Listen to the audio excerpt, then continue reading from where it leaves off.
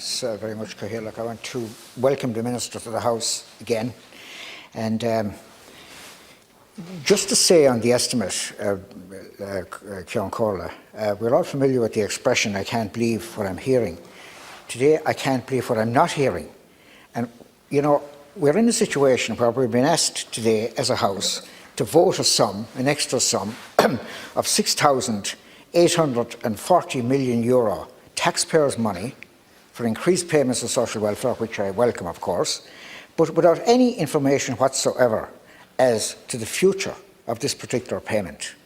Now, I've been inundated with people asking me, you know, when is this going to end? How long is it going to continue? Is it going to be tapered? Is it going to be modulated, etc.? And I simply can't answer them. But the answer I did give them was that the Dáil is debating expenditure for this on Thursday, and surely to goodness we'll have an announcement then. So we're still without an announcement. It seems to me that, you know, the government, the caretaker government, they were very happy to take the plaudits for increasing the level of social welfare from €203 for a single individual to €350 for people affected by the pandemic. They're delighted to get the plaudits for that, but they want to shirk the responsibility of taking any decisions on how long this is going to continue, or if it's going to be terminated, and if so, how is it going to be terminated, etc. People are looking for certainty, Minister. Now, I note that you said in your opening statement, which we didn't get a copy of, but anyway, I note that you said in your opening statement that you're going to be announcing some other changes within the next week. Can you clarify if those changes are going to represent a government decision at how long the payment is going to continue, and whether, if and when you decide to bring it to a conclusion, that you'll do it in a modulated way, that you'll do it in a tapered way, rather than presenting people with a cliff edge situation where they go from 350 to 203 in the case of a single individual. And could I also say to the Minister that, you know, whether it be this government or the next government, whatever government is going to make the decision on this, I would urge them to be extremely cautious. And I would urge them to carefully consider the report of the ERSI today, which warned about the dangers of a quick return to austerity. The gist of the ERSI report today was that, you know, this is going to be, there has to be a different approach to getting the economy back on an even keel than the approach adopted previously in the wake of the 2011 crash. This has to be an inclusive recovery, and it has to be a recovery which is based on reflating the economy. And they have warned in the most alarmist possible terms that any early reduction in these payments would have a catastrophic effect. There are thousands, as you will know, Minister, in your constituency and mine, and right throughout the country, there are thousands of small businesses who have been decimated as a result of this pandemic. They desperately need people in their regions to have spending power so they can purchase the goods and services they are providing. To quickly terminate this payment now, which is putting money into the local economy, would, in my view, have the exact opposite of whatever effect was desired. Obviously, the desired effect is to start the economy growing again as quickly as possible. This would have precisely the opposite effect. And can I just say to the Minister, in relation to all this propaganda about these alleged 200,000 people who are supposedly gaming the system and gaining, not wanting to go back to work, lying on couches all day watching flat screen televisions, etc. The department, the statistics behind this figure of 200,000 were raised by various members of this House, and in the reply accompanying the estimates to us, you stated that these figures were based on statistics produced by the Department of Enterprise, Business, Trade and Enterprise, which indicated that about, I think it was something in the region of 40% of those people, those famous 200,000, 40% of them, 40% of the total people in receipt of pandemic had previously been earning €300 per week or less. Well, you know, that's the most peculiar piece of reasoning I've ever seen since the late Lord Denning, in his judgment in the Birmingham 6 case, said it happened this way. It had to have happened this way. Why? Because the West Midland Police said this is what happened. I mean, the vast majority of those 200,000 people, Minister, are people who are working part-time and in receipt of partial social welfare. And the people who are talking about these alleged 200,000 people seem blissfully unaware of the fact that the government have clearly signalled, I can tell you when and where, the government have clearly signalled that for anybody who falls into that category, if their pandemic payment exceeds the wage they were earning when they were working, in other words, if their wage was less than €350 per week, there's going to be a clawback. Their social welfare is going to be reassessed based on the fact that instead of having the 200 a week on which their social welfare was based, they were now getting $350 a week. That will be treated as income from employment for the purposes of recalibrating their social welfare, which will result, of course, in a situation where all those people will be in arrears. And again, I ask the Minister, what is the Department's proposal in relation to collecting those arrears? Are they determined to go ahead with it? And if so, how are they going to do it? Because you must remember, many of those people, when the pandemic ends, they'll be back onto ordinary social welfare levels. Those of them who are unfortunate enough not to have a job to go back to will probably receive a slightly increased level of social welfare. But in any circumstances, in any situation, their circumstances are going to be markedly worse. So the other thing, of course, is we're all aware of the anecdotal evidence about students or whatever working a few hours a week in a bar and then getting €350 per week, etc. But there's a few things to bear in mind here. First of all, this is well, all the indications are anyway that it's a payment for a limited period. It's not going to be indefinite. Secondly, the money that's being spent here is being spent again, as I said previously, in the local economy, helping to retain business, to keep businesses alive, small businesses. Many of them have gone to the wall and won't reopen, but those of them that are clinging by their fingertips, the sort of money that's being poured into the economy through schemes like this are keeping those businesses alive. And let me remind the Minister that under the wage subsidy scheme, you can have a situation where the employer is topping up, and this is the situation in many cases, they're topping up the actual payment, 85% or whatever percentage is coming from the government, they're topping up the payment.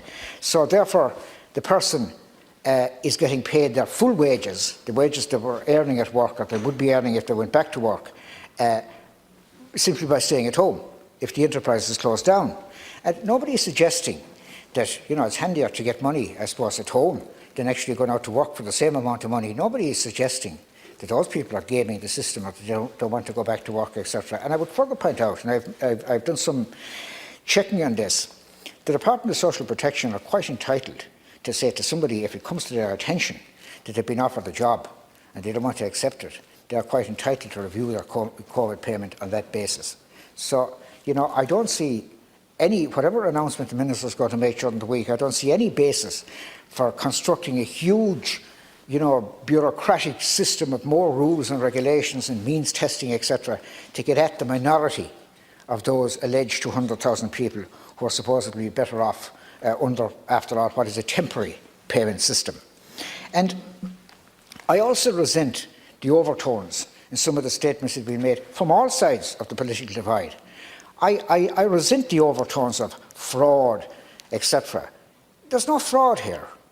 People declared honestly what they were earning, what their circumstances were. The government decided, brought in legislation here, to give them this payment. So there's no fraud. And in fact, looking at the instances of people who have been apprehended defrauding the system since COVID was introduced, the figures are minuscule. They mirror the general figures for social welfare fraud. Now, there's a few other matters I'd like answers to. First of all, has the government yet sorted out the anomaly whereby a person on maternity leave, who was on maternity leave on the 29th of February, can't be taken back under the wage subsidy scheme? I mean, this is an absurdity. I put on a question on this last week, and the Minister's reply indicated that, people have to be on the payroll on the 29th of February, otherwise there's all sorts of possibilities of fraud and abuse and loopholes, etc. I understand that, the wage subsidy scheme will apply to people who are on the payroll on the 29th of February, that you can't be taking on people after the 29th of February and just demanding the wage subsidy to pay them. But surely Surely this should not apply to somebody who was in the employ of the organisation and who was simply not working at the time because they happened to be on maternity leave. I mean, if somebody applies for a job and they're pregnant, you can't refuse them a job on the basis that they're pregnant. If somebody is sacked because they're pregnant, again, you're not allowed to sack somebody simply because of pregnancy. I mean, this is blatant discrimination. This is contrary to the relevant legislation, to both the equality legislation and the maternity legislation of 1994. I noticed there's a campaign for a 3-week extension or 3-month extension of maternity benefit. And I know that a lot of people got a reply from the Minister for Justice. I know it's his particular area, which was, to say the least of it, patronising and condescending and telling people all they were getting already, and therefore there was, presumably, you have to draw the conclusion, he doesn't draw it himself, but you're supposed to draw the conclusion that there's no need for this 3-month extension.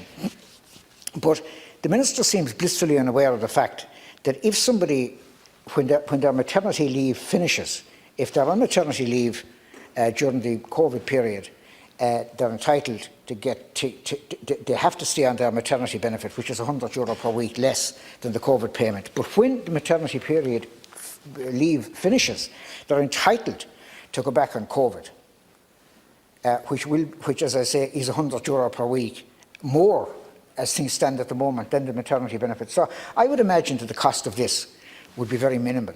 The cost of that extension would be very minimal, and it would relieve a great deal of anxiety and distress. The over 66s are still in limbo. I mean, I got the Minister's answers, and I thank her for replying to me further to last week's debate. But the reality remains that we're all, on all sides of the House, I think I have a bill, Sinn Féin have a bill, the government have indicated they have no objection to any of our bills, to outlaw the practice of forcing people to retire, putting a clause in a contract where you force people to retire at 65. It's the policy all over that people should be allowed to work on, and contribute to the economy after the age of 65. Well, this message, the message sent out here is completely contrary to that. Because what we're saying to people over the age of 66 is, well, if you do continue to work on over the age of 66, and certain circumstances arise, we will treat you less favourably than younger people. The Minister indicated in her reply to me that there was all sorts of concessions there, like living alone allowance and fuel allowance, etc. Well, fair enough. But they still leave a gap between what your single person over the age of 66 has by way of pension and the COVID 350 payment. And there can't be too many people. There can't be too many people who would benefit from this if you were to allow a top-up. So, maybe that's irrelevant in the context of what the government's future intentions in relation to the COVID payment. I don't know, because we're in the dark. We've no information as to what's going to happen. In relation to the increased unemployment that's going to result from this, I would like to ask the Minister just for an assurance that the local employment service will be front and centre of labour activation in this country from here on in. And I would like her assurance that the government decision to stop referrals to CTAC and Turrasnua by December next is going to be implemented. And if that is the case, and I think she's already said it publicly that it will be, I'd like to ask her, can she explain what is the explanation for a letter that was sent out to social welfare recipients earlier this year, several copies of which I've seen, saying that this is a survey and we want to get your opinion on how Turrasnua and CTAC could provide a better service. I mean, if the thing is going to come to an end in December, why are we doing a survey as to what they could do to provide a better service? Now, CTAC and Turrasnua, private companies, have taken, I think it's 140, 150 million from the Irish taxpayer for a very, very poor return. And I would like the Minister's assurance that we're not going to have a situation come the end of this year and come the higher unemployment problem which we're going to have to tackle, that Turrasnua and CTAC will be back again usurping the work, the good work of the local employment services. If half that money was invested in the local employment services, I can assure you, you'd have a much better return. So finally, my time is coming to an end, so finally, I want to say to the Minister that it appears to be the policy on all sides of the House that this recovery the recovery from this particular pandemic, the economic recovery, will not be grounded on austerity. In view of the experience we had when the last recovery was met across Europe, it was dealt with across Europe and across the world, in fact, by austerity measures. All economic indicators are that that's the wrong way to go, and I hope that that will be reflected in whatever decisions the Minister is either taking in the next week or that the government will be coming in place or takes in due course.